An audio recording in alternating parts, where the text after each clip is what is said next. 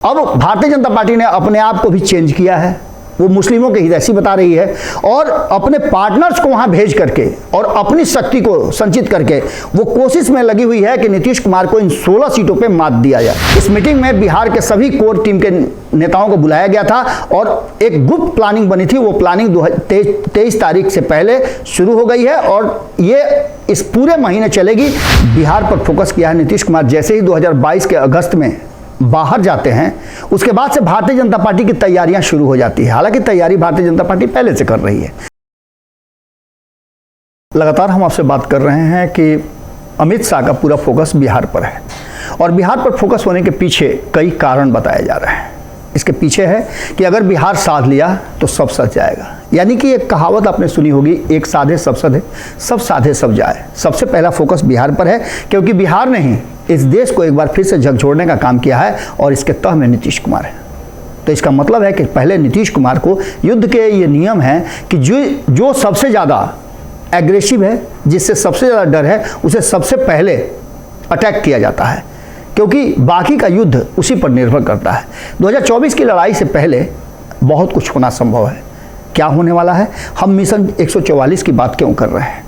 है क्या मिशन 144? इसके बाद MOI समीकरण, जहां कहा जाता है कि वो राष्ट्रीय जनता दल की अमानत है, थाती है, उसका वोट बैंक है, तो उस पर आखिर भारतीय जनता पार्टी का फोकस क्यों है?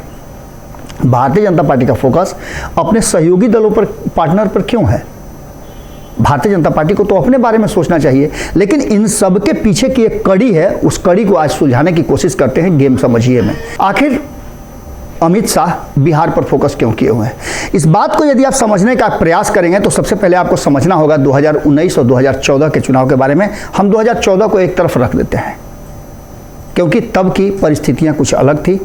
पहली बार इस देश की जनता को फैसला लेना था कि वो कांग्रेस से अपनी छुट्टी चाहती है या नहीं चाहती है। नरेंद्र मोदी ने जो वादे किए हैं वो पूरा करने के लिए, और कई सपने थे, लेकिन उन सपनों में 9 साल में क्या कुछ परिवर्तन हुआ है। उसके बाद भी भारतीय जनता पार्टी का दावा है कि वो इस बार पिछले से भी बेहतर रिकॉर्ड करेगी। उसके पीछे का कारण क्या है? तो पिछली बार 2019 में 17-17-6 का फॉर्मूला तय हुआ था और भारतीय जनता पार्टी को नीतीश कुमार के कारण अपने जो वर्तमान सांसद थे उनको भी टिकट से वंचित करना पड़ा था। इस बार परिस्थितियां बदल गई हैं। हम लगातार आपको बता रहे हैं कि भारतीय जनता पार्टी के पास 40 सीटें हैं। उन 40 में से किसे क्या बांटेगी और कैसे इस पूरे मामले को अपने हिसाब से पोर्ट्रे करेगी, ये सब कुछ भारतीय जनता पार्टी के पास पहले से तय है। भारतीय जनता पार्टी ने जिस तरह से 2024 से पहले बिहार पर फोकस किया है नीतीश कुमार, जैसे ही 2022 के अगस्त में बाहर जाते हैं उसके बाद से भारतीय जनता पार्टी की तैयारियां शुरू हो जाती है। हालांकि तैयारी भारतीय जनता पार्टी पहले से कर रही है, लेकिन उसके बाद खास बिहार पर फोकस हो जाता है। और बिहार पर फोकस इसलिए हो जाता है कि नीतीश कुमार के बाहर जाने के बाद उस मिशन को कैसे पूरा किया जाए जो 2024 में एक बार फिर से तीसरी बार नरेंद्र मोदी को प्रधानमंत्री बनाना है। बाकी के अधूरे काम की बात करती है कि जो काम हमारे अधूरे रह गए हैं उसे करना है। कॉमन सिविल कोड का देख रहे होंगे कि आप जबरदस्त चल रहा है। इस सब बात को लेकर के भारतीय जनता पार्टी एक बार फिर से सत्ता में आना चाहती है और उसका मानना यह है कि एक बार फिर से सत्ता में आई तो जो चीज़ें अब तक नहीं हो पाई हैं वो सब हो जाएंगी। मिशन यही है और इस मिशन को लेकर के देश भर में भारतीय जनता पार्टी के नेता, RSS और सहयोगी दल लोगों तक पहुंच भी रहे हैं। इस बीच में आपने देखा कि महागठबंधन में किस तरह से भूचाल मचा हुआ है और महागठबंधन में भूचाल मचने से पहले 23 तारीख के जो विपक्षी मीटिंग है उस पर सबका फोकस है। लेकिन इन सारी बातों को लेकर के आपने देखा होगा कि भारतीय जनता पार्टी अपने सबसे मजबूत और सबसे महत्वपूर्ण नेता, जिन्हें चाणक्य कहा जाता है, अमित शाह को बिहार पर पूरी तरह से फोकस करने के लिए कह दिया है और वो कर भी रहे हैं। मिशन 40 को लेकर के ये पूरी तरह से अपनी रणनीति बना चुके हैं और मिशन 40 में क्या कुछ होगा ये आपको समझ में आएगा। जैसे ही मैं 144 और अन्य चीज़ों की बात कहूँगा तो आपको समझ में आने लगा कि ये है क्या। तो मिशन 40, पिछली बार मिशन 40 के लिए चले थे तो मिशन 39 पर आकर के टिके थे, तब नीतीश कुमार साथ में थे। इस बार नीतीश कुमार अलग हैं, यानी 16 सीटें अलग हैं और एक सीट ऑलरेडी आपको पता है कि कांग्रेस के पास है। इन सारी चीज़ों को लेकर के जो वर्तमान परिस्थितियां बन रही हैं वो साफ इशारा कर रही हैं कि एक तरफ नीतीश कुमार अपनी तैयारियों को लेकर के पूरी तरह से सजग हैं, तो दूसरी तरफ भारतीय जनता पार्टी ने अपना फोकस टाइट कर दिया। हाल फिलहाल में मीटिंग हुई थी, इस मीटिंग में बिहार के सभी कोर टीम के नेताओं को बुलाया गया था और एक गुप्त प्लानिंग बनी थी। वो प्लानिंग 23 तारीख से पहले शुरू हो गई है और ये इस पूरे महीने चलेगी, जिसमें और भी कई चीज़ें होंगी। आपने देखा कि उसी का नतीजा आपको नजर आया होगा। कहा तो ये जा रहा है कि जीतन राम मांझी का 23 तारीख से पहले इस्तीफा देना और इस तरह से एक्ट करना भारतीय जनता पार्टी की कहीं ना कहीं भीतर में साजिश है। ये बातें लगातार महागठबंधन के नेता और नेताओं की बात क्या कहें, खास करके जदयू के लोग ये बात कह रहे हैं। इसके साथ साथ सबसे पहले हम आपको शुरुआत करते हैं मिशन 144 की।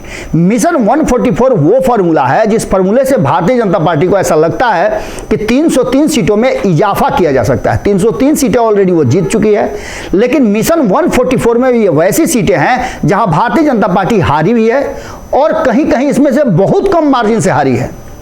तो इन सीटों पर फोकस के लिए अपने केंद्रीय नेतृत्व से लेकर के राज्य नेतृत्व के सभी बड़े नेताओं को भेज दिया गया है। अब इसके आगे की कहानी आप समझिए। मिशन 144 का तो काम शुरू हो गया है, लेकिन इसके साथ साथ ये देश भर के अलग अलग जो क्षेत्र हैं जहां भारतीय जनता पार्टी ने प्रदर्शन बेहतर किया था लेकिन चुनाव जीत नहीं सकी थी।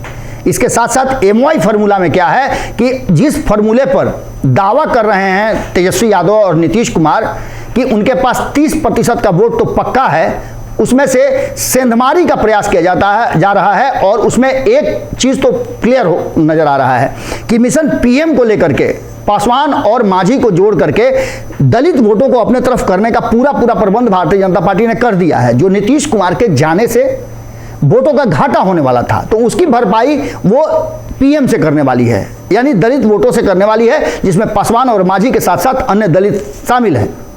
इसमें से अगर 12% वोट मान के चलें तो इन 12% में से अगर 50% बिल आती है तो 7%, 6% वोट उसके पास चले जा रहे हैं। तो बाकी के वोटों MY समीकरण को कैसे तोड़ा जाए, तो उसके लिए अपने मिशन सहयोगी का साथ दे रही है। प्लान पार्टनर जो है वो इसी का नतीजा है। नीतीश कुमार लगभग उन सभी सीटों पर जीते हुए हैं जहां मुस्लिम बहुल क्षेत्र है और मुस्लिम उन सीटों पर प्रभावित करते हैं। अब भारतीय जनता पार्टी ने अपने आप को भी चेंज किया है, वो मुस्लिमों के हितैषी बता रही है और अपने पार्टनर्स को वहां भेज करके और अपनी शक्ति को संचित करके वो कोशिश में लगी हुई है कि नीतीश कुमार को इन 16 सीटों पे मात दिया जाए। आपने देखा होगा कि सबसे पहले अमित शाह का जो शुरुआत हुआ था वो सीमांचल से शुरू हुआ था और सीमांचल के बाद वो धीरे धीरे करके लगातार अपनी स्थितियां बदल रहे हैं। इन स्थितियों को बदलने में आपने देखा कि किस तरह से सीमांचल के बाद वो भागलपुर कमिश्नरी की तरफ शिफ्ट करने वाले हैं। इससे पहले आपने देखा कि मिथिलांचल की तरफ वो शिफ्ट किए, वाल्मीकि नगर में उन्होंने रैली की। ये सब कुछ करने के बाद कहीं ना कहीं नीतीश कुमार का फोकस अब ललन सिंह है। 29 तारीख को जब ललन सिंह के क्षेत्र में आकर के अमित शाह अपनी सभा करेंगे तो वहां से एक नई शुरुआत होगी। हमने आपको खबरों में बताया था कि ललन सिंह की बेचैनी कैसे बढ़ी हुई है। वो लगातार अपनी क्षेत्र में भ्रमण कर रहे हैं और लगातार पार्टी भी दे रहे थे। ये सारी चीजें अपनी जगह पर है, लेकिन मिशन 16 जो है वो पार्टनर 16 को जोड़ लीजिए तो कटिहार, पूर्णिया, सुपौल में आपको बता दें कि सुपौल की सीट लगभग तय हो चुकी है कि वो RLJD को जा रही है। उसके लिए RLJD ने अपना उम्मीदवार भी चयन कर लिया है और बहुत हद तक ये कहा जा रहा है कि वहां से बैद्यनाथ मेहता चुनाव लड़ेंगे। उन्होंने 7 साल की नौकरी पहले ही रिजाइन कर दी है, BRS ले लिया है और उनके पीछे लगातार वो जिस तरह से अपने आप को समाज के साथ जोड़े हुए हैं, अपने क्षेत्र में उन्होंने काम किया है, बच्चा उन्हें जानता है, सामाजिक कार्यों में बढ़ चढ़कर हिस्सादारी लेते हैं और उन्होंने ये तय कर लिया है कि इस बार ये सीट जो है सुपौल की वो भारतीय जनता पार्टी के झोली में, NDA की झोली में डालेंगे। इसके साथ साथ अगर बात करें मुंगेर, तो मुंगेर में भी आपको पता है कि LJP के खाते में ये सीट जाने वाली है। इस बार एक बार फिर से 2019 में बहुत झमेला हुआ था जिसमें ललन सिंह के कारण बहुत फेरबदल हुआ था, उन सभी चीज़ों को रोक लिया जाएगा। तो वहीं बताएं सीतामढ़ी की सीट भी RLJD को जा रही है और इसकी तैयारी पूरी हो चुकी है। हम और भी पार्टियों की बताएंगे, लेकिन विधिवत रूप से जो टीम उसके साथ हैं जिसमें से 6 सीटें LJP के पास है, जो दोनों घटक दल के पास है, तो 6 सीटों के बाद मात्र 16 सीटों की बात की जा सकती है जो भारतीय जनता पार्टी और NDA के पास नहीं है। इसके बाद आपको बता दें कि जो काराकट की सीट है वो भी RLJD को जा रही है। तो जहानाबाद की सीट पर भी अभी फैसला नहीं हुआ है कि वो किसके पास जाएगी, लेकिन संभावना व्यक्त की जा रही है कि ये सीट इस बार लोक जनशक्ति पार्टी रामविलास को जा सकती है। इसके अलावा बांका की सीट की बात करें, सिवान की बात करें, भागलपुर की बात करें, झंझारपुर की बात करें, वाल्मीकि नगर की बात करें, गया की बात करें तो गया सीट पर भी लगभग क्लियर है कि जीतन राम मांझी वहां से चुनाव लड़ रहे हैं। इसके अलावा आपको बता दें कि गोपालगंज की सीट या वाल्मीकि नगर की सीट, एक सीट जो है वो आरएलजेडी को और जा रही है। इसके अलावा आपको बता दें कि भागलपुर, झंझारपुर में जेपी नड्डा जा रहे हैं, वहां जाकर के वो अपने पार्टनर्स के लिए, ये संभावित है कि वीआईपी को कहीं मत चला जाए ये सीट।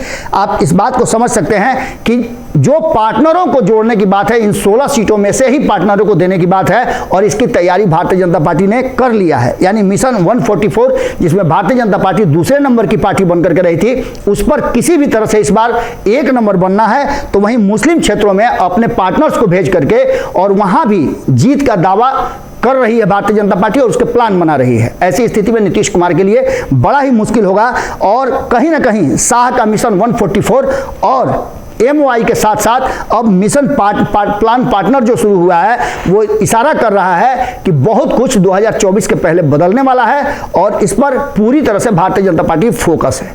जुड़े रहिए भारत लाइव के साथ। गेम समझिए में हम आपसे यही विदा लेते हैं, बाकी की खबरें बदस्तूर जारी रहेंगी। अगर ये वीडियो पसंद आई और वह बिहार के राजनीति और बिहारियत से सरोकार रखेनी तो सब्सक्राइब बटन दबा के चैनल के सब्सक्राइब कर ली। ओजे एगो घंटी बा, ओकरा बटन दबा देला से कुल सटीक और मारक खबर रुआ मुफ्त में मिल जाई। अगर रुआ पत्रकारिता के हमनी के नया प्रयोग में सहयोग कर चाहतानी तो ज्वाइन बटन दबा दी। पेटीएम नंबर नोट कर ली 9386816700। धन्यवाद।